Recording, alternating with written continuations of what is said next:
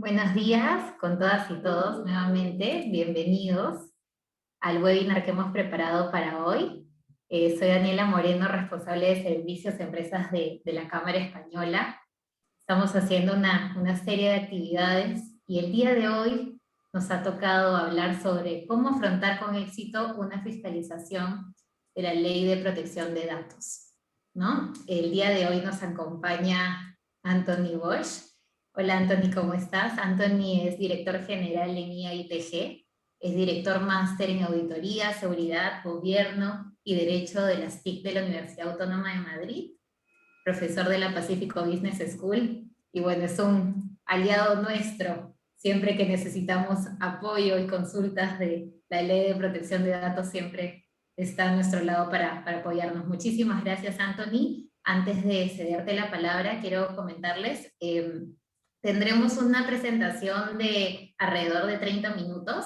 La presentación la vamos a compartir con todos los que están viéndonos en este momento. Luego pasaremos a un espacio de preguntas y respuestas. Tienen la sección del chat o también la sección de preguntas para hacer las consultas a lo largo de la presentación y al final vamos a ir atendiéndolas. Estamos programados para que la sesión dure máximo hasta las 12. Así que, bueno, ahora sí los dejo con Anthony para escuchar su presentación. Muchas gracias, Daniela. Como sabes, siempre es un gusto estar con todos ustedes y compartir.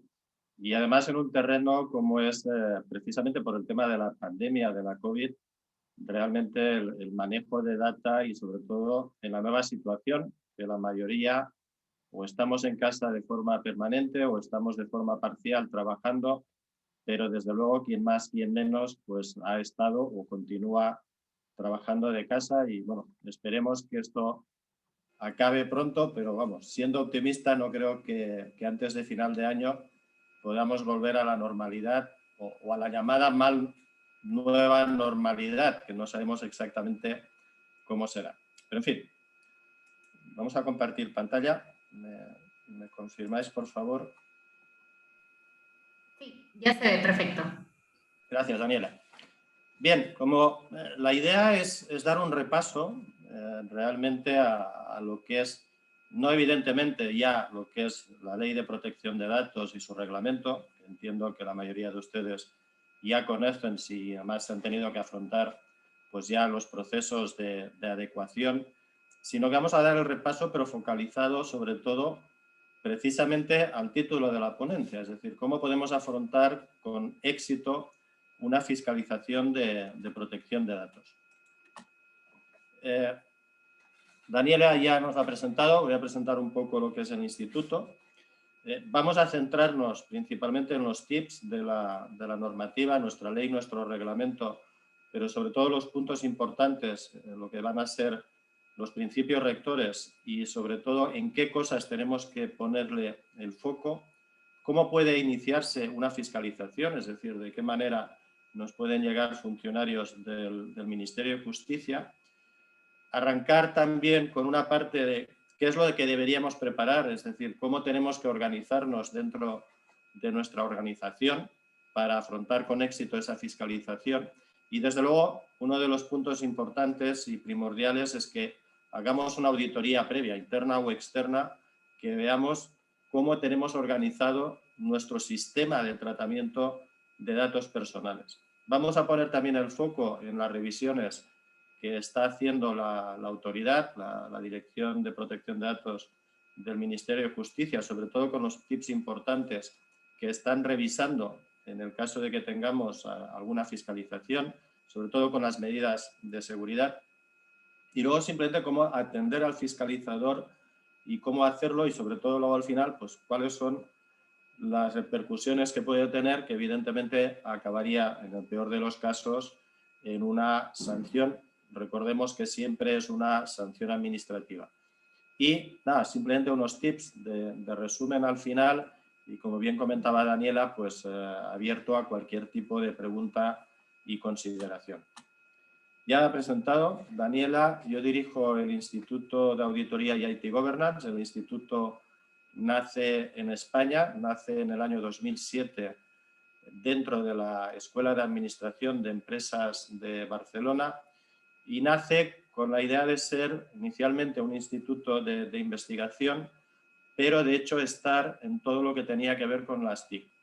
Y ahí nos hemos especializado, pues evidentemente en temas de auditoría, de control, de seguridad de la información, de gobernanza, que es uno de los puntos importantes y más ahora con los temas de transformación digital, y asociado y de forma muy directa con todo el tema del derecho de las TIC. De hecho, hoy en día es que en todas partes tenemos sistemas de información. De hecho, el instituto intenta estar en estas partes, tanto con esa pata importante de formación, como les comentaba, como con la pata de consultoría. A nivel de formación tenemos varias alianzas estratégicas, tanto en Perú como en España, como en Colombia, que son los países donde actuamos. En el caso de Perú, y referido a protección de datos, tengo el honor de dirigir el curso internacional de experto certificado en protección de datos con la Universidad del Pacífico, con la Pacífico Business School, y con Centrum dirijo el curso internacional de Chief Governance, Risk and Compliance Officer, donde ponemos el foco en toda la parte de compliance. No solo el compliance penal o el compliance de responsabilidad administrativa, sino el compliance en general que tiene que acometer una organización. Y evidentemente datos personales forma parte de esa norma de compliance que deberíamos cumplir o que deben cumplir o que están cumpliendo ya las organizaciones. Aparte de acuerdos como el máster o la maestría que dirijo con la Autónoma de Madrid, con San Pablo, con la Autónoma de Barcelona, etc. Como les comentaba, evidentemente en nuestro caso hablamos de una ley estatutaria, lo que en España es el equivalente de ley orgánica, y en Colombia en este caso les llaman el estatuto, pero en definitiva es lo mismo. Es decir, estamos hablando de leyes que derivan. De hecho, nuestra ley de protección de datos, la 29733, pues es una copia modificada, adaptada más o menos de la pasada ley española, que era la Ley Orgánica de Protección de Datos, que se modificó en diciembre del 2018, cuando entró en vigor, en mayo de ese mismo año 2018, el famoso GDPR o Reglamento General Europeo. De hecho, en la práctica, nuestra normativa, si bien la fuente es la Ley Orgánica de Protección de Datos del año 92, con lo cual ha faltado, digamos que ha llovido mucho y ha pasado mucho tiempo, sí que la parte interpretativa que están haciendo las diferentes autoridades de la región, las autoridades de protección de datos de toda la región, de Iberoamérica, tienen un foro donde se reúnen, que es la Red Iberoamericana de Protección de Datos. Red Iberoamericana de Protección de Datos que inició José Luis Piñar cuando era director de la Agencia Española de Protección de Datos. España, por ese motivo, tiene la Secretaría Permanente y justo este año quien tiene la presidencia es el director, en el caso de Colombia, de la SIC, de la Superintendencia de Industria y Comercio. En el caso de Colombia, por ejemplo, así como en el caso nuestro, depende del Ministerio de Justicia y Derechos Humanos, en el caso de Colombia depende del Ministerio de Industria y Comercio, en base a una superintendencia delegada, en concreto de protección de datos. Luego veremos también la estructura, cómo está nuestra autoridad de protección de datos.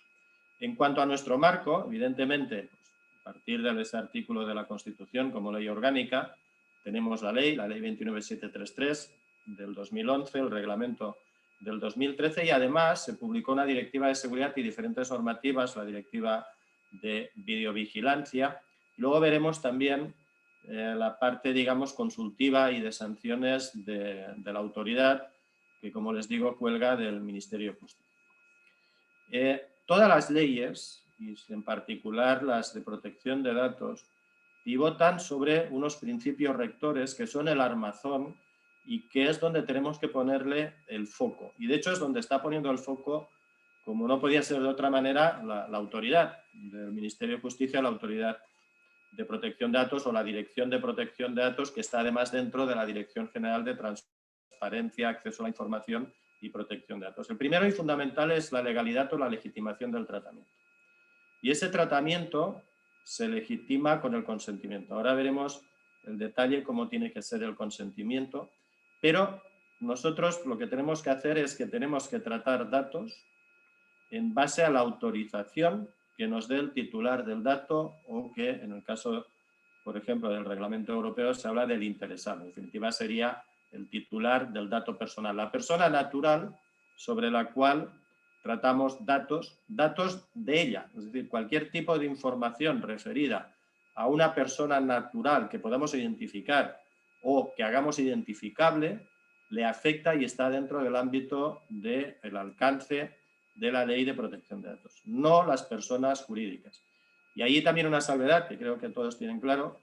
De hecho, la consideración de persona natural con RU continúa estando sujeta al alcance de la ley, así sea solo para operaciones comerciales. Veremos luego que hay una legitimación, pero precisamente por el tema contractual o esa operación, pero como tal, y cuando estaba el anterior director, José Luis Quiroga, decía, una persona natural, por el hecho de tener un negocio, no deja de ser persona natural y por tanto le aplica.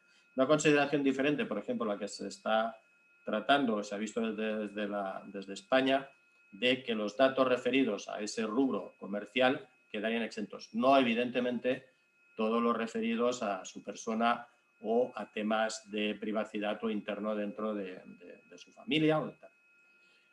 El punto importante también es la finalidad.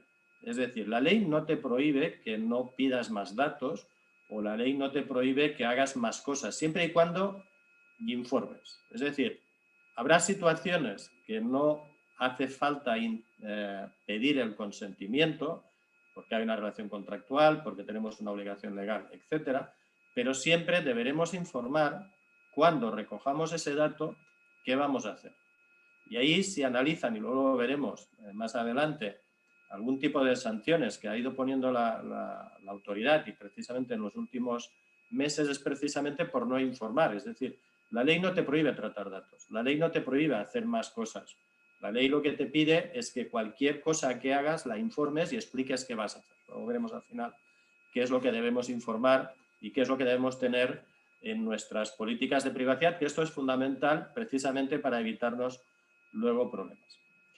Estos son realmente los puntos que la autoridad está en estos momentos poniéndole más foco y sancionando. Si bien el monto de sanciones en cuanto a monto del importe de la sanción con la nueva dirección, con María Alejandra González, no son importes tan altos como podían estar en la época del doctor Quiroga, evidentemente nos dejan de ser importes entre 4 o 8 UITs, que podrían ser la mayoría, que en estos momentos a veces es complicado.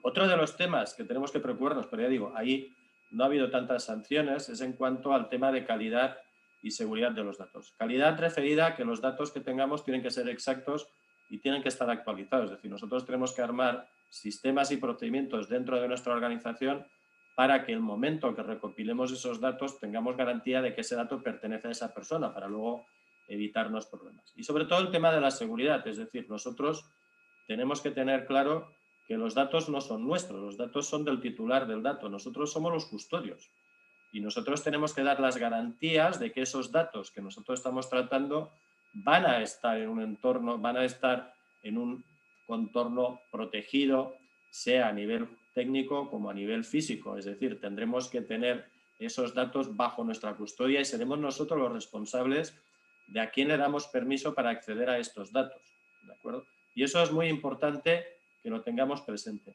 Hay un principio que pivotaría por encima de todos estos en las leyes de protección de datos, que es el principio de la autodeterminación informativa. Ese es el principio fundamental, que es en definitiva el derecho que nosotros tenemos como ciudadanos de saber qué tipo de información nuestra tienen tanto administración pública como empresas privadas y qué uso están dando de esos datos. Es decir, tanto cómo han obtenido esos datos como cuál es el uso que le están dando de estos datos. Y el derecho que yo tengo a decidir si lo doy o no. Luego veremos qué consideraciones hay que tomar, pero ese es el pivote principal. Si eso lo tenemos claro, veremos que precisamente esto nos va a marcar esa línea de decir, oiga, ¿qué es lo que debo hacer con los datos y cómo puedo hacerlo? Tendríamos luego el tema el principio de disposición de recursos, que es básicamente que los datos los tengamos cuando se necesiten, evidentemente, cuando vayamos a ejercer los derechos ARCO, que ahora veremos el resumen de estos tres principales, y el principio de nivel de protección adecuado, que tiene que referir a lo que es el flujo transfronterizo o cuando enviamos los datos fuera de Perú. Ahí hay que tener cuidado también porque ha habido algún tipo de sanciones, porque sobre todo, pero son solventables o son subsanables, que es la inscripción de flujo transfronterizo. Esto se modificó cuando se modifica la ley con el decreto legislativo 1353, que modificó la ley, sacó también y modificó el régimen sancionador, con lo cual lo puso, digamos, mucho más lógico. Por ejemplo, no inscribir, que es una de las obligaciones, los bancos de datos se consideraba grave, no tenía ningún sentido, y tratar los datos sin consentimiento era leve, cuando si precisamente la ley lo que busca es que no se traten los datos sin consentimiento, sin autorización del titular. Esto se corrigió y eso es importante tenerlo. Como les decía, el principio sobre el cual pivota es el principio de legitimación y legitimamos el tratamiento de datos con la autorización, el consentimiento. Y el consentimiento tiene 4 características fundamentales en el caso de nuestra ley. Primero, que tiene que ser previo, es decir, tengo que dar el consentimiento antes de dar datos. Punto 1. Muchas veces esto se incumple. 2. Tiene que ser un consentimiento informado, es decir, yo de informar antes de recopilar los datos qué voy a hacer con estos datos. Y eso es muy importante, y explicar quién va a ser el responsable, dónde van a estar, si voy a hacer transferencias, los plazos de conservación, etc. Pero es obligatorio que informe de qué voy a hacer con estos datos previo a que me den los datos. La tercera característica es que el consentimiento tiene que ser libre. Es decir, yo no puedo forzar a que me den una serie de datos si no hay esa obligación. Y eso lo hemos visto, por desgracia, en muchos contratos de adhesión, que además de los datos necesarios para el contrato, se le dice, y además usted me da su consentimiento previo, libre, expreso e informado.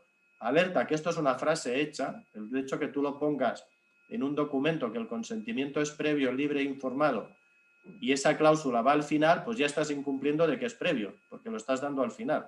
Pero hay que tener cuidado con estas cosas. Que a veces la autoridad se fija realmente en esos detalles. Se decía que en el diablo están los detalles, pues vayamos con cuidado.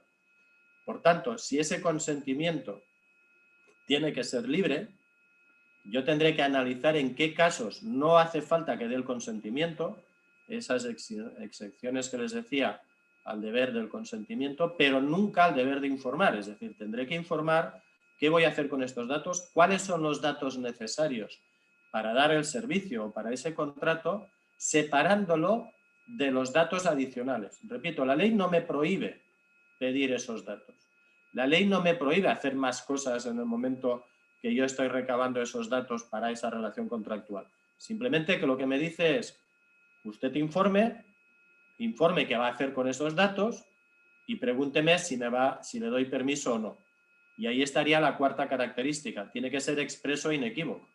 Expreso quiere decir, ¿usted me da permiso para hacerlo? ¿Sí o no? Consentimiento expreso es, si usted no me dice lo contrario, estoy entendiendo que sí. Esto no nos sirve. Esto no sería expreso, esto sería tácito. Y alerta también, porque muchas veces consideramos el consentimiento expreso como conducta inequívoca. Y ahí hay que ir con mucho cuidado con el tema de las conductas inequívocas. Una conducta inequívoca es que no hay otra opción de que cualquier otra cosa querría decir que no, y de la única manera que me está diciendo que sí es con esa actitud. Y ahí un ejemplo que suelo poner muchas veces, que creo que les ayudará a centrarlo, es, yo estoy en me pongo en una calle, debajo de la escalera, y resulta que me pongo un cartelito ahí, si usted pasa debajo de la escalera me entrega su billetera. Si no, pase por fuera. Paso por debajo de la escalera y tengo una persona que me está diciendo, oiga, usted me da la billetera porque ha pasado por debajo. Por tanto, hay que ir con cuidado con eso. El otro punto importante que también ha generado muchas sanciones es el tema ARCO. El tema de los derechos. Los derechos de información es un derecho previo, es un derecho derecho que tengo a saber qué se va a hacer con mi información, y el derecho ARCO es un derecho post, es el derecho que yo tengo a saber qué se ha hecho con mi información. Pensad que es diferente. Una cosa es los datos que yo pido para hacer cosas y la otra es que efectivamente los haga. Otro de los puntos importantes, como les digo, de sanción es no atender de forma adecuada. Pensemos que para atender los derechos de acceso, es decir, cualquier petición que nos haga cualquier ciudadano, tenemos 20 días para contestarle y decirle, oiga, ¿tengo esos datos o no tengo datos? Y es obligatorio contestar. No contestar en esos 20 días es motivo de sanción. Directamente, esa persona que a los 20 días no le hemos satisfecho su consulta, así dices, no, es que no tengo ningún dato, ¿por qué decirle? Es obligatorio que le contestes diciéndole que efectivamente no tienes ningún dato. Aparte de poder rectificar los datos, cancelarlo o oponerse a que se trate el dato. Y la tercera obligación, como les comentaba, que es una obligación formal administrativa, es la inscripción. Ahí les he puesto las URLs para que puedan verlo. Ahí pueden consultar empresas cuáles son y lo que han inscrito o no han dejado inscribir, o si ustedes están haciendo alguna revisión, alguna auditoría, pues que vean si esta empresa. Para mí es un tema que no tiene ningún sentido. Esto deriva de la primera ley española, que era la LORTAT, que era ley orgánica para la regulación del tratamiento automatizado de datos, que ahí tenía sentido, estamos hablando del año 92, que tenía sentido porque, digamos, la parte informática no estaba al nivel de desarrollo que está ahora. En el año 99, 7 años después que se publica la nueva ley de protección de datos, la que les comentaba, la LOPD, lo hereda y por tanto continúa. ¿Qué ha pasado? Que en la región, como se ha copiado de la ley española, pues entonces se ha mantenido ese tema de registro. De hecho, ya con el reglamento europeo y con la nueva modificación, la última ley, la LOPD-GDD, que añade garantías de derechos digitales, ya se cae esa obligación de inscribir los bancos de datos, si bien obliga a los responsables y encargados a llevar un registro mucho más exhaustivo. En cuanto a las causas que pueden generar fiscalización, tenemos, por una parte, iniciativa directa discrecional de la autoridad, sea por la Dirección de Fiscalización e Instrucción o sea por la propia Dirección de Protección de Datos, luego les pondré el esquema cuando veamos el tipo sancionador, o bien porque hay denuncia de cualquier entidad pública o persona natural o jurídica, es decir, cualquiera puede, en principio, denunciar y a partir de ahí la Dirección de Fiscalización e Instrucción pues decide si amerita iniciar el procedimiento. Si inicia, pues ahí entraría toda la fase de instrucción y luego esto pues generaría lo que sería la presentación ante la Dirección de Protección de Datos si amerita la sanción y a partir de ahí veremos luego cómo funciona el procedimiento. Para consulta, también con todo el tema, evidentemente, de datos abiertos y de transparencia, lo tenemos todo en las páginas web. Ahora hay ya una página, digamos, de todas las organizaciones, que es la página gov.p, que en la página verán, y ahí tienen los links, las URLs, con lo cual pueden acceder, como les comentaba Daniela, la presentación la van a tener disponible. Ahí buscan y les van a salir los datos de empresas que han sido sancionadas, porque los documentos son públicos. Si hay por algún tipo de denuncia de persona, porque estas han sido las últimas de oficio directamente por la autoridad, que ha hecho las revisiones básicamente de páginas web, de las políticas de privacidad, ahí les comentaba lo importante que es hacer esa revisión previa, pero si es el caso de que es una sanción por denuncia, lo que conocemos como procedimiento trilateral de tutela, pues ahí lo que sí aparece anonimizado es la persona como buen tratamiento de datos. No así los datos de las personas jurídicas, que como bien saben no le aplica y está fuera del alcance de la ley. ¿Qué tenemos que hacer antes de cualquier fiscalización si tenemos la desgracia que nos toca? Pero yo le recomendaría evidentemente hacerlo antes. Pues poner de acuerdo a las 3 áreas fundamentales en cualquier organización. El área jurídica. La área jurídica tiene que analizar y tiene que hacer esa revisión de la legislación, reglamentos, resoluciones y evidentemente es importante que se mantenga actualizada con las resoluciones y con las sanciones para ver hacia dónde van derivando. Recuerden que las autoridades de protección de datos son órganos unipersonales y al final quien decide en primera instancia es la directora, en este caso, de la autoridad. Lo mismo que pasa en España, pasa en la Unión Europea y pasa en los diferentes países de la región. De hecho, en la región, salvo Estados Unidos, que se aprobó recién el año pasado una ley de protección de datos en el estado de California, Estados Unidos no tiene una ley como tal de protección de datos. Tiene la Carta de Derechos del Consumidor, que protege esa parte de datos personales, pero el caso de Estados Unidos es el único que no considera como un derecho fundamental la protección de datos. No quiere decir que esté desprotegido, pero no lo considera como un derecho fundamental. El área técnica o de ingeniería, evidentemente, que es la responsable de los sistemas de información, sea tanto interna como sea externa, que es la que tiene que revisar, efectivamente, y tiene que estar al tanto de esas medidas y tiene que poner las medidas y tiene que estar, desde luego, sobre todo en coordinación con el área de procesos. El área de procesos es básica y fundamental porque es la que va a revisar el flujo del dato. Recuerden que en el caso de datos personales es importante que analicemos lo que conocemos como ciclo de vida del dato, que eso quizá nos daría para otra sesión, desde los puntos de que recogemos el dato, es decir, recopilamos esa información, lo entramos en el sistema, lo almacenamos, porque solo recopilar datos ya es tratar datos, eso hay que ir con mucho cuidado, de cómo lo entramos en el sistema, y ahí tenemos que estar muy pendientes, sobre todo de la calidad del dato, que ese dato que nosotros vamos a empezar a usar, a tratar propiamente dicho, sea el dato que corresponda a la persona, no que sea el dato de otra persona, el tratamiento propiamente dicho de la organización, y ahí probablemente, aparte de procesos, va a intervenir diferentes áreas, operaciones, etcétera, en esa línea.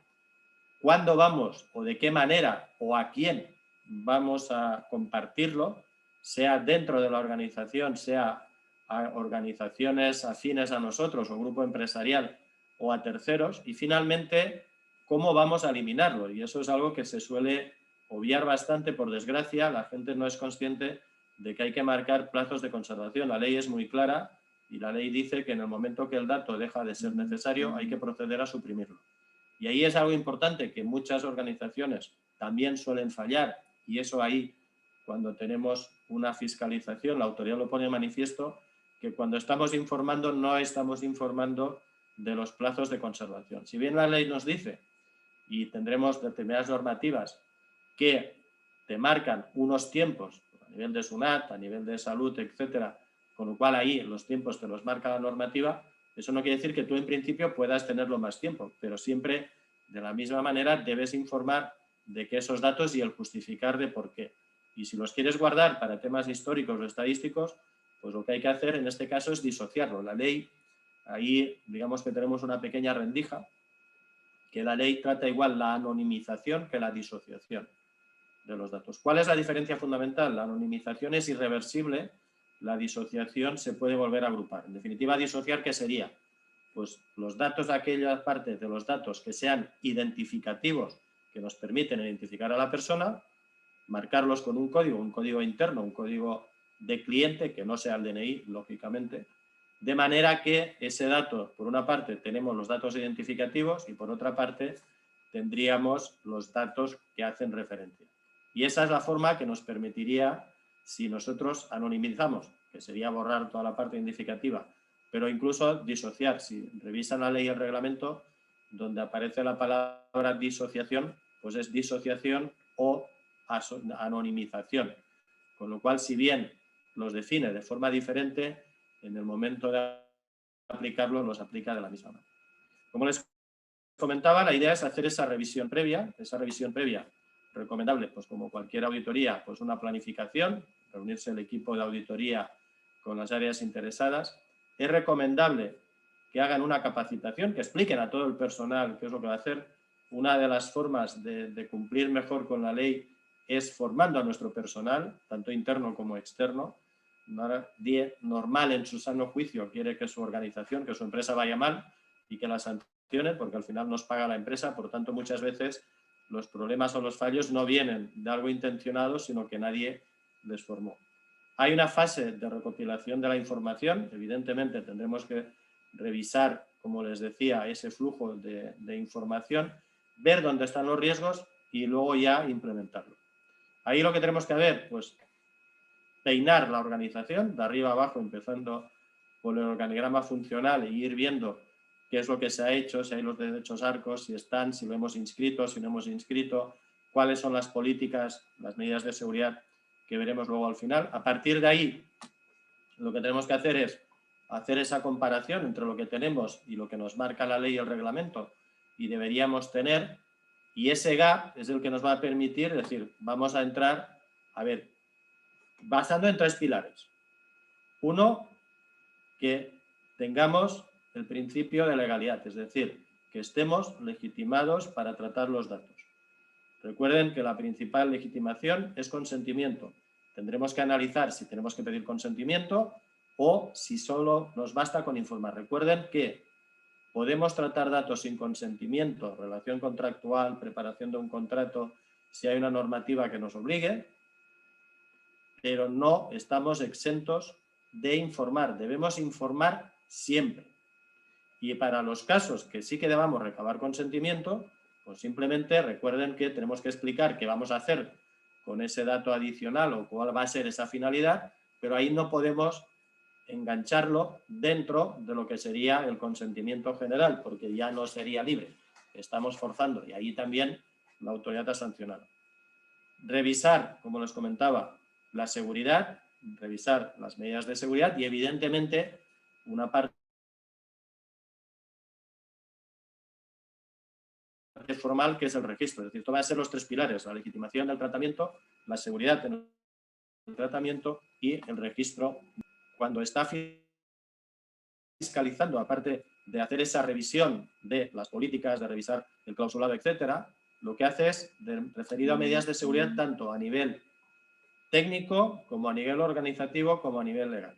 Pero básicamente lo que hace desde el punto de vista legal es, como les comentaba, revisar las políticas, los plazos de conservación, la forma, el tipo de dato, etcétera. Y a nivel técnico lo que hace es revisar tanto el tratamiento de forma automatizada como el tratamiento de forma manual. Y eso es importante. De hecho, a veces es muy fácil cumplir porque no entra, al menos de momento todo y que tendría capacidad, no entra en los sistemas. ¿Qué es lo que está revisando desde el punto de vista del tratamiento digital? Que tengamos un adecuado control de accesos, es decir, nos va a pedir los logs de los usuarios que están tratando datos, con lo cual lo que hace es simplemente quiero que un usuario, un determinado, le pide que se desloguee, que vuelva a loguearse, toma nota de la hora en que se está logueando, le dice que trabaje, es decir, entre, haga su trabajo normal, que es lo que estaría haciendo, consultas, entrada de información, envío de información. Cuando ha terminado le dice ahora desloguéese. Toma nota de la hora en que se ha deslogueado, se va al área de sistemas y les dice, esto lo hace con varios usuarios o varios terminales de forma aleatoria y luego le dice a sistemas, bueno, quiero ver los registros de este terminal y de este terminal. O los tienes o no los tienes. Es decir, digamos que la forma de hacerlo es muy fácil.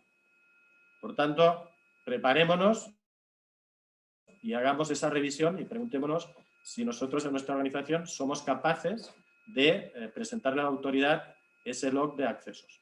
Segundo, lo que hace es que nos pide cómo estamos, es decir, manual de organización y funciones, puede ser el ROF, puede ser etcétera, o el MOF, de cómo tenemos asignados los roles y privilegios, es decir, de qué manera. Podemos tenerlo en un documento maestro de seguridad o podemos tener una política de asignación de roles, de manera que veamos cada rol a qué está haciendo y quién tiene el rol en función de dónde está. Y lo que hace precisamente es esa revisión, es decir, primero quiero ver cómo está esa gestión de privilegios, segundo quiero ver cómo lo estáis, es decir, preséntame evidencias de que efectivamente estáis haciendo una auditoría de quién está entrando y quién está. ¿Cómo presentas la evidencia? Presentándole el informe de auditoría, no hay otra. Pero además, lo que hace es revisar también la parte de medidas de seguridad física, es decir, y básicamente es cómo tenemos almacenada la información, que esté en armarios bajo llave, eso es importante, que no haya papeles en las mesas, encima de las mesas que puedan ser accesibles o en paso restringido, cómo estamos haciendo la copia o la impresión de documentación, si hay un control en las impresoras de que solo pueda imprimir si tienes, pues no sé, una tarjeta de proximidad o imprimes por una cuenta de usuario, que puede ser una clave, cómo se accede a la documentación y sobre todo también cómo se transporta esa documentación, los files, si lo dejamos, no sé, en un Iron Mountain, etcétera, que tengamos dispositivos o sistemas que nos permitan identificar que efectivamente si se ha roto un tipo de precinto, pues seamos que ha podido haber algún tipo de acción.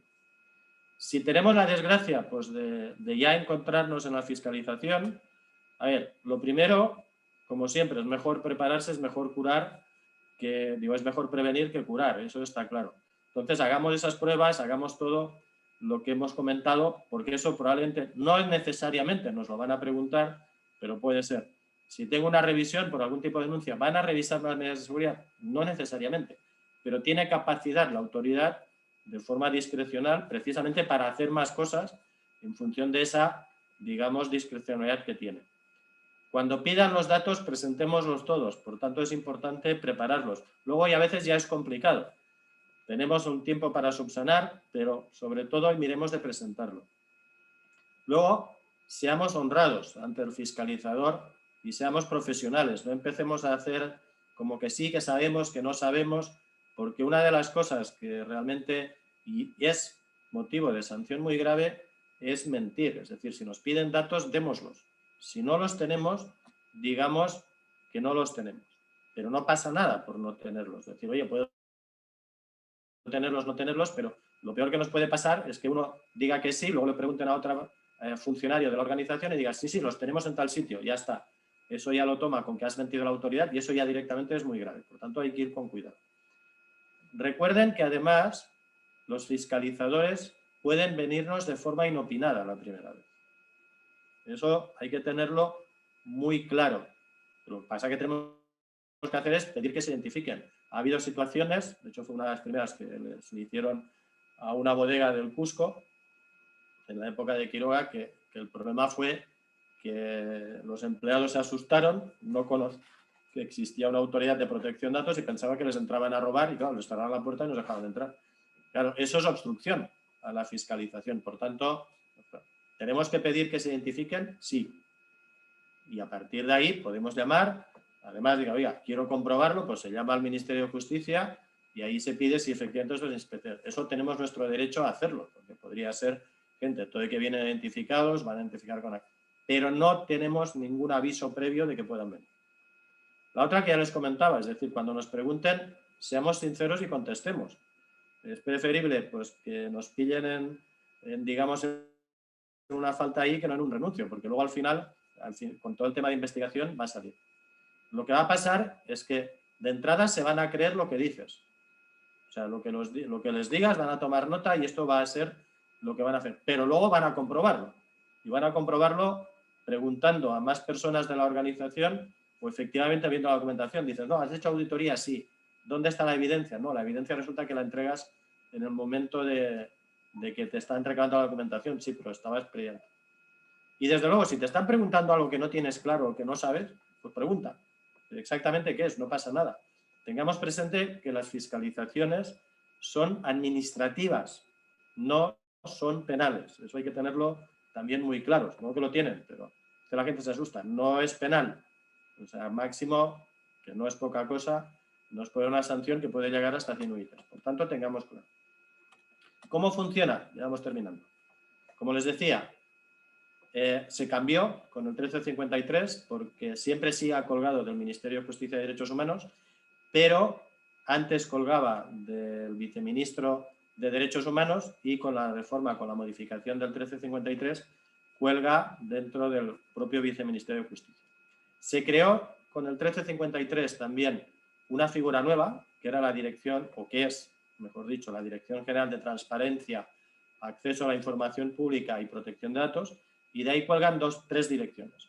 Dos que tienen que ver con protección de datos, que es propiamente la de protección de datos personales, que es la que al final sanciona en primera instancia, y la Dirección de Fiscalización e Instrucción, que es la que presenta el motivo de sanción, si bien al final la última palabra la tiene la Dirección de Protección de Datos. Y tenemos por otra parte la Dirección de Transparencia y Acceso a la Información Pública, que eso no nos afecta o solo afectaría en este caso a estamentos públicos. Las sanciones oscilan desde 0,5 hasta 100 UITs, las leves de 0,5 a 5, las graves hasta 50 y las muy graves hasta 100. Recordemos que son sanciones administrativas, no son penales. ¿Cómo se inicia la fiscalización? Pues se inicia con una instrucción por parte de la Dirección de Fiscalización e Instrucción, que puede ser o bien porque algún caso de alarma social que ha visto, porque hacen sectorialmente, pues hacen revisiones, o bien porque hay una denuncia y a partir de ahí deciden. Tiene 90 días útiles para iniciar todo el procedimiento de instrucción y ese procedimiento termina con un informe que eleva a la Dirección de Protección de Datos, donde da si es que hay indicios de infracción o no. Si hay indicios de infracción, por tanto ahí ya se inician, una cosa es de instrucción y la otra es el sancionador. A partir de ahí hay 50 días hábiles, siempre son días útiles o días hábiles, y esto lo recibe, como les digo, la Dirección de Protección de Datos, de esas 3 que teníamos en la primera línea, y tiene 20 días para decidir si finalmente acaba sancionando o no. Si no estamos conforme, eso sería en primera instancia, podemos recurrir, en este caso, a la que teníamos por encima, que es la Dirección General de Transparencia, Acceso a la Información Pública y Protección de Datos, que en la práctica actúa como segunda instancia. Y luego tendríamos, evidentemente, el recurso al contencioso administrativo. Si bien el procedimiento pues, puede durar estos 160 días, la experiencia dice, pues a veces, por recabando información, etcétera, a veces se alarga más. También por el tema de la pandemia, con la situación de emergencia, ha sido complicado. Recordemos que cuando se modificó el procedimiento administrativo sancionador, si se subsanan las faltas antes del inicio del sancionador, en este caso, no habría sanción, es decir, no habría multa. Lo que pasa es que no todas las cosas o todas las infracciones se pueden, digamos, subsanar. Si has tratado los datos, pues eso no lo subsanas. Pero si, por ejemplo, no tienes inscrito los bancos de datos, en el momento que te llega la autoridad y inician todo el procedimiento de instrucción, que no de sancionador, pues ahí perfectamente, si bien nos pueden levantar conforme no hemos inscrito nuestro banco de datos, sí que podríamos inscribirlo en ese momento o incluso el flujo transfronterizo. Y aquellos procedimientos o aquellas infracciones que no tengan subsanación, el hecho de que se subsanen o se corrijan, mejor dicho, sí que es un atenuante que se va a tener en cuenta para la gradación de la sanción. Resumiendo, obligaciones en cuanto a protección de datos no solo son legales, no solo son jurídicas, sino que hay obligaciones organizativas, es decir, toda la parte de procesos, y evidentemente obligaciones técnicas. El objetivo es que nos adelantemos, es decir, el objetivo es prevenir que nos pongan algún tipo de sanción. Por tanto, lo que tenemos que hacer es detectar aquellas situaciones donde no se está cumpliendo con la ley de protección de datos para levantarlo, reportarlo oportunamente y eficazmente y corregirlo rápidamente. Es decir, no todo, quizá por un tema de presupuesto podamos resolverlo todo, pero es importante que lo tengamos, pero que al menos lo tengamos mapeado. ¿Qué es lo que tenemos que ver?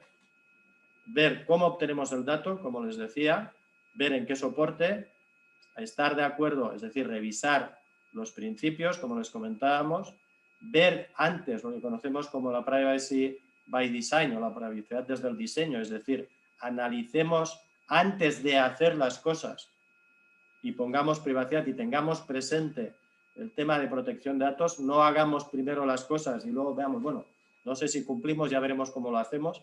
Si lo hacemos antes, desde el diseño que diseñamos nuevos procedimientos, nuevas campañas, nuevos lanzamientos, nos podemos ahorrar muchos problemas.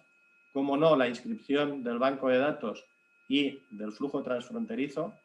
Tengamos actualizadas nuestras políticas de privacidad y políticas de cookies y, desde luego, ya con la nueva directiva, pues la hoja informativa que tenemos, que es obligatorio, poner en las organizaciones sobre el tratamiento si es que estamos firmando.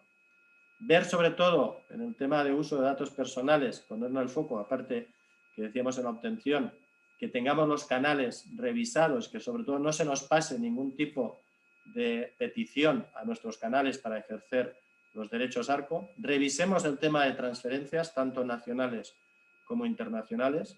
Revisemos las medidas de almacenamiento, es decir, lo que llamamos las medidas de seguridad dentro del reglamento.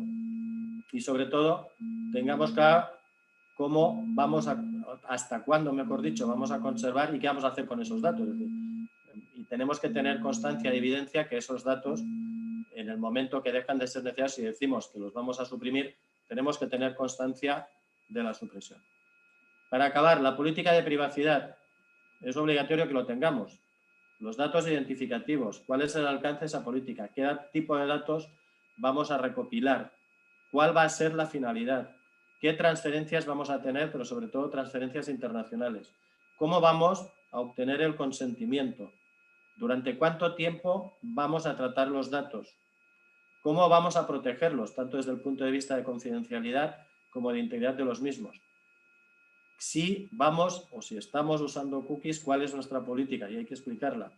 Sobre todo también que quede de forma muy clara y accesible cómo se va a ejercer los derechos del titular y además decirle que si no está conforme es obligatorio decirle en el aviso de privacidad, en este caso en nuestra política, que tiene derecho a hacer un reclamo ante la autoridad.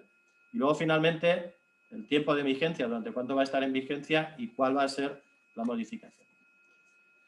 Y para acabar, ante un posible dilema que tengamos y pensemos que la organización es instrumental, primero, preguntemos si lo que nos vamos a hacer es legal. Segundo, preguntémonos que aunque sea legal, si es ético ese tratamiento. Tercero, pensemos si esto va a ser un plus que nos va a generar más confianza con nuestro cliente o al revés. Así podamos hacerlo y, como os digo, sea legal y si es ético. Y cuarto, y creo que hoy en día con todo el tema de medios de comunicación y prensa, pensemos y hagamos esa reflexión. Pensemos en lo que pasó con Vizcarra, con el tema de las vacunas, y lo pongo siempre como ejemplo. Sagasti y Vizcarra hicieron lo mismo, se vacunaron antes que nadie. No les tocaba por edad. Vizcarra lo hizo a escondidas con todas las ministras, Macetti y la de Exteriores, más no se sabe cuántos funcionarios más, porque se acuerdan que había como 700 vacunas por ahí desaparecidas y que nadie sabe, o sea, ahí se ha corrido un estúpido velo, pero el resultado es que se vacunó antes que nadie. Sagasti hizo lo mismo. ¿Qué hizo? Pues delante de las cámaras yo pongo el hombro y doy ejemplo. Bueno, pues pensemos qué puede pasar, porque al final si se hubiese vacunado, también, al final si sale en prensa, pues hubiese habido problemas. Si no hubiese salido en prensa, no hubiese pasado nada. Y recuerden que en datos personales es mejor pedir permiso que pedir perdón, porque al final el problema es que todo se sabe. Muchísimas gracias. Gracias Antoni por la clarísima explicación que nos has dado. Hemos recibido algunas preguntas para atender en estos últimos minutos. A ver, esta es un poquito larga, te la voy a leer. Es de Agustín. ¿Qué ocurre cuando una empresa local que pertenece a una corporación transnacional que tiene implementado un sistema corporativo del cual depende un software, porque su uso es obligatorio para toda la corporación, no se ajusta a las exigencias de seguridad que exige la normativa legal peruana? Por ejemplo, el software no registra los ingresos y las salidas del sistema del usuario. ¿Cómo se puede dar cumplimiento a la normativa legal peruana si no es viable modificar este sistema? Muy buena pregunta y es realmente un problema, pero no es un problema solo de normativa en Perú, sino a nivel internacional. A nivel internacional, la parte de seguridad, digamos, bueno, hablando de internacional me refiero a Unión Europea para acá, digamos que se ha dado satisfacción, en este caso de grupos empresariales, con lo que se conoce como las BCRs o Binding Corporate Rules, o normas corporativas vinculantes. Es decir, la organización lo que hace es establecer un sistema de manera que además, a nivel del país donde esté, de la Unión Europea, tiene que aprobarlo, en este caso la autoridad de ese país, o si opera en más de un país de la Unión Europea, lo que es el Comité Europeo o el BOAR de Protección de Datos. Y lo que tiene que justificar delante de la autoridad que, si bien va a hacer tratamiento en países que no tienen el nivel adecuado de protección, es decir, que no están alineados con el reglamento europeo, la organización se obliga a poner una serie de medidas de manera que asegure precisamente ese adecuado tratamiento o esas medidas. En el caso de que esa empresa no sé si la matriz, entiendo que si no cumple es que la matriz no está en la Unión Europea, porque si estuviese en la Unión Europea debería cumplir, porque además es mucho más duro el reglamento de protección de datos de la Unión Europea que en el caso de Perú. En este caso, que tengamos esta situación, habría que ver primero en qué país está, porque es diferente que precisamente por el nivel de protección adecuado, si es uno de los países que está dentro de lo que es Latinoamérica y que tienen leyes de protección de datos, ahí tiene que ver si esta empresa está dentro de esos países que ya tienen su normativa o no está. ¿De acuerdo? Porque si no, digamos que el problema, aparte de la empresa de Perú, lo tiene la matriz y por tanto lo que debería hacer a toda velocidad es adecuar sus sistemas allá, porque es que si no le pueden multar. Si lo que ocurre es que está fuera de los países de la región que tienen leyes de protección de datos o fuera de la Unión Europea, ahí estamos hablando sí o sí de un flujo transfronterizo.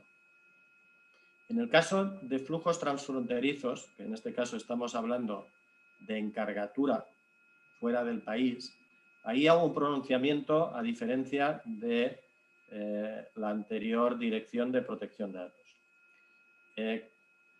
La ley te dice que para el tratamiento de datos personales por terceros, dentro de lo que es el contrato de encargatura, no hace falta ningún tipo de consentimiento del titular del dato.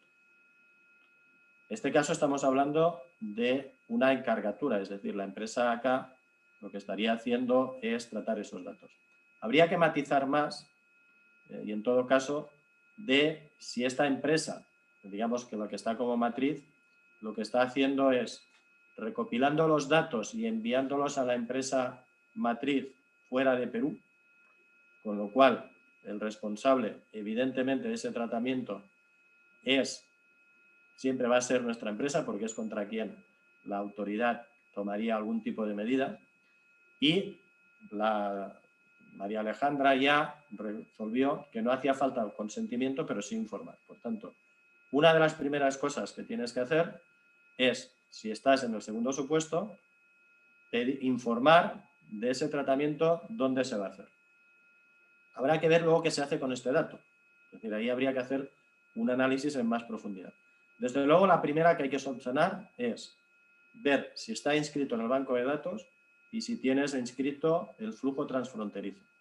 Porque eso es lo primero que te va a revisar la autoridad, porque lo que va a hacer es analizar cuando estás entrando esos datos, dónde está la IP, y si la IP está fuera de Perú, te va a pedir que hagas el flujo transfronterizo. Recordad que eso sería de todas maneras una infracción subsanable. En cuanto a las medidas, habrá que ver qué análisis estás haciendo. Si no tienes el control de accesos, puede haber un control que podrías instalar, que se podría instalar en el caso de Perú. Ya digo, responderlo de forma general es complicado, pero ya os digo, la primera que sí o sí, tienes que hacer esa inscripción de flujo. Y luego con las medidas, pues ver si no puedes poner medidas en cuanto a los registros de logs, ver si de alguna manera, entiendo que por inicio de sesión, por los terminales que se inician, siempre puede haber alternativas. A lo mejor puedes poner aquí un frontend que te permita ese registro o un monitoreo. Pero habría, ya digo, analizar en detalle. Super. Tenemos otra consulta de Paola. ¿Las ONGs también podrían ser objeto de fiscalización? Todo el mundo. Perfecto. La Helen revisión, o sea, la ley de protección de datos es un derecho fundamental y por tanto es una ley que está por encima, es decir, como ley fundamental, ley orgánica, está por encima. De la misma manera que puede hacer fiscalizaciones a cualquier estamento público. De hecho, uno de los problemas que, por ejemplo, Perú no tiene el nivel adecuado de protección desde el punto de vista de la Unión Europea es porque lo tiene todo, es decir, cumple con todo menos con una característica que es la independencia de la autoridad, porque orgánicamente depende del... De hecho, es un cargo de confianza del director general de Transparencia y Acceso a la Información Pública y Protección de Datos, que es cargo de confianza del viceministro de Justicia, que es cargo de confianza del ministro de Justicia, que es cargo de confianza del presidente de gobierno. Entonces, ¿de qué manera, qué autoridad tiene para investigar al Ministerio de Justicia? Pero ante un reclamo tiene competencias, o sea, la ley se las ha dado. Y por tanto, cualquier estamento público o privado la autoridad puede iniciar investigación, de oficio además. Tenemos dos preguntas más. Helen nos pregunta, de acuerdo a la Autoridad de Datos peruana, ¿los metadatos están bajo ámbito de aplicación de la norma de datos siempre o hay excepciones? Siempre. A ver, el metadato, en la medida que el metadato va asociado a un dato de una persona natural, está sometido a ley. De hecho, las cookies están sometidas a ley porque no dejan de ser datos, primero, que se recopilan en territorio peruano. ¿Por qué? Porque están en nuestra computadora o nuestro celular y ahí entra el dato y ahí ya la autoridad es competente porque el dato se recopila en territorio peruano. Así la web esté en Estados Unidos o esté en Hong Kong o esté donde esté. Punto 1. En cuanto al metadato, en la medida que el dato vaya asociado a ese dato, es un dato personal y como dato personal está dentro del alcance de la ley. La única eximente estaría si este metadato tú lo disocias y tienes por una parte la parte identificativa y por otra parte el tipo de dato en sí. Eso te permite hacer más tratamientos, es decir, es una de las eximentes del consentimiento, que puedes tratar los datos si están anonimizados, que es lo correcto, pero además la ley te dice anonimizados o disociados. O sea, revisen la ley y verán que donde te aparece anonimizado te aparece disociado. Esa sería una forma que nosotros podríamos hacer algunos tipos de tratamiento que de la otra manera, por ley, deberíamos pedir consentimiento. El problema luego viene cuando vayamos a volver a asociar ese dato. Pero, en definitiva, cualquier dato que te permita asociarlo a una persona identificada está dentro del alcance de la Ley de Protección de Datos, sea la dirección IP, sea cualquier tipo de consumo, de dato, de afición, etc. Cualquiera.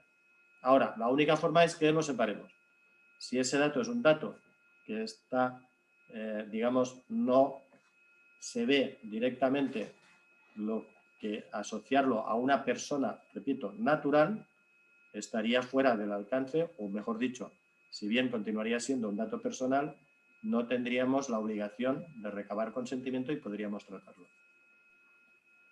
Acá tenemos una muy buena pregunta de Marisela. Hay empresas formales que comercializan bases de datos. En los contratos previos mencionan que ya cuentan con los permisos del cliente para tratar sus datos. ¿Es suficiente que se mencione este párrafo en el contrato al momento de la compra o es que nosotros debemos volver a solicitar permiso a estos contactos sobre si autoriza tratar sus datos y dos, enviar información relevante desde nuestras plataformas?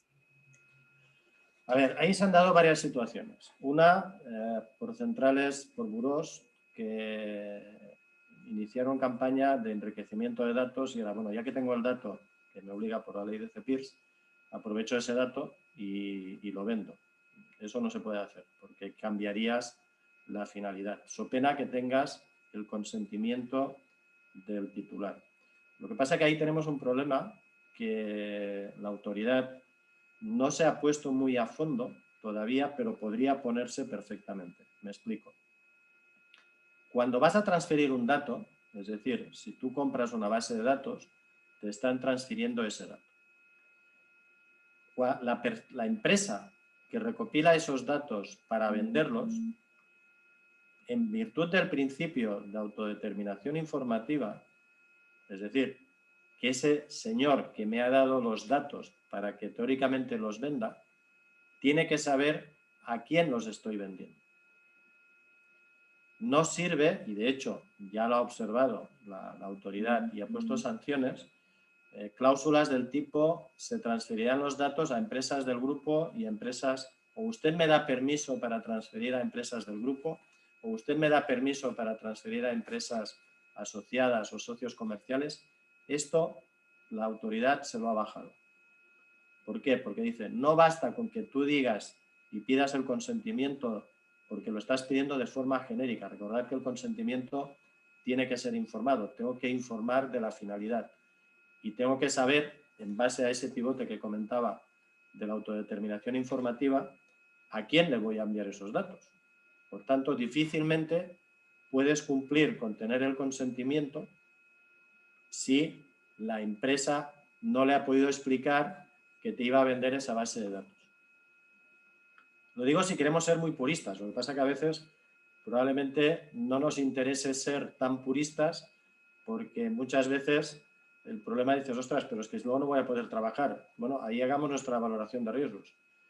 A ver, algo que negaré haberlo dicho, pero el hecho de no cumplir con la ley no quiere decir que me sancionen. Me van a sancionar si tengo una fiscalización, lo revisan y ahí me encuentran precisamente el fallo o el error. Pero por no cumplir, por el mero hecho de no cumplir, no me van a sancionar. Eso hay que tenerlo presente. Yo puedo tomar mi decisión desde un punto de riesgo empresarial, decir, oiga, pues mire, yo prefiero asumir el riesgo, porque el no hacerlo pues me implica un monto importante, a no hacerlo. Es una decisión.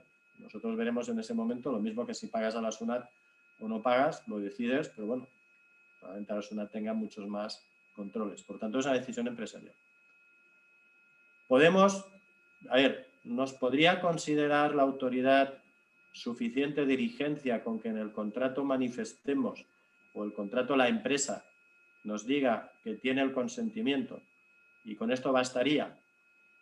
Digamos que podría, bueno, como mínimo detener esto. A ver, en datos personales hay cosas blancas, cosas negras, que se pueden hacer sin problema, que no se pueden hacer, y zonas grises. Si no ponemos ese clausulado en el contrato, es negro, o sea, no podemos hacerlo. O sea, no puedo quedarme la base de datos que no conste que quien me emite, quien me vende la base de datos, no cuente con el consentimiento, porque estaría incumpliendo yo y no podría tratar. Por tanto, ahí sí o sí tiene que haber ese clausulado. Ahora, ¿ese clausulado es suficiente? En sentido estricto no, por lo que os comentaba. Es decir, lo que tendría que hacer es, si quiero hacerlo muy bien, la otra cosa, repito, quizá no me interesa hacerlo muy bien, porque me interesa más tener la base de datos, ya digo, si lo tengo en el clausulado, como mínimo estoy en esta zona gris, podré discutirlo, podré ver si es suficiente o no, pero lo que tocaría hacer es decir, oiga, yo quiero tener una capacidad de poder auditar la base de datos y sobre estos usuarios que usted me dice que tal, yo le voy a hacer un muestreo aleatorio y le voy a pedir que me dé la justificación conforme tiene el consentimiento. Esta, digamos, sería una forma más eficiente porque esto me lo puede hacer la autoridad perfectamente. Por tanto, esto me podría ayudar de forma importante a poder cumplir, pero desde luego siempre estaré. Lo ideal que sería tener ese formato, tener cómo se ha recabado el consentimiento y tener las pruebas de auditoría para, si es el caso, poder pedir de esas personas que me enseñen el consentimiento. ¿El problema cuál va a ser? Que me puedo encontrar con la desagradable sorpresa que ahí no explique a quién le está vendiendo los datos. Podría, de alguna manera, solventarse si la empresa que me vende los datos en su página web y conforme está recabando el consentimiento, aparezco yo como empresa listada que he comprado esa base de datos. Pues lo tendríamos más fácil para discutirlo. Pero luego nos planteamos la siguiente pregunta. A nivel empresarial, ¿yo quiero aparecer en esa lista de empresas que están comprando bases de datos? Probablemente no. Como ven, al final es un tema, por eso hablaba del punto importante cuando hacemos esa auditoría previa, de esa valoración de riesgos. Y eso formaría parte, efectivamente, de nuestra valoración de riesgos de lo que tendríamos que hacer. Y ya para cerrar, bueno, hay varias preguntas que igual por temas de tiempo ya no vamos a poder atender, igual vamos a mandar la presentación y los datos de Anthony por el correo, pero de Javier Coloma nos dice, ante una solicitud de cancelación de datos, ¿qué es lo que se hace? ¿Una eliminación de los datos o una anonimización de datos? Las dos te sirven. Puedes cancelarlo físicamente, es decir, borrar el dato. Lo que pasa es que alerta que cuando hacemos la cancelación o la supresión nos olvidamos de las copias de seguridad. Es decir, si resulta que yo digo que he borrado los datos y luego me viene una fiscalización de la autoridad y me dice, oiga, ¿las copias de seguridad las borró? No. Bueno, pues usted dijo que los borraba todos. Por tanto, estaríamos incumpliendo. Alerta con esto. Si podemos utilizar procedimientos de anonimización, perfecto. O sea, puedo decirle a la persona que en este caso pues los datos dejan de ser operativos. Si he cancelado, he de contestar. O sea, recordad que siempre he de contestar. No hagamos de decir, bueno, cancelo el dato y no le digo. No, porque va a irme a la autoridad y va a decir, oiga, usted no contestó y por el mero hecho de no responderle ya soy sancionable. Sería leve, pero me sancionaría. Por tanto, alerta porque incumplí el deber de contestar al usuario. Pero perfectamente, o sea, la ley me dice que en el caso de que los necesite para temas de históricos y tal, pues me sirve el proceder a anonimizarlos. No habría ningún problema. Pero he de contestar, en este caso, que procedo a anonimizarlos. Y ahí podría estar, digamos que el usuario me diga, no, pero yo quiero cancelarlos. Mi opinión personal, si es un usuario, yo les diría procedan a darle respuesta y a suprimirlos. Más que entrar en un conflicto con la autoridad y decir que sí, justificarlo. Estaría relativamente ganado, pero nunca tienes la certeza al 100%. Entonces veamos siempre antes de hacer qué cosas, veamos también el costo-beneficio. ¿Qué me va a implicar si le digo que no? ¿A qué me va a implicar si le digo que sí y lo hago?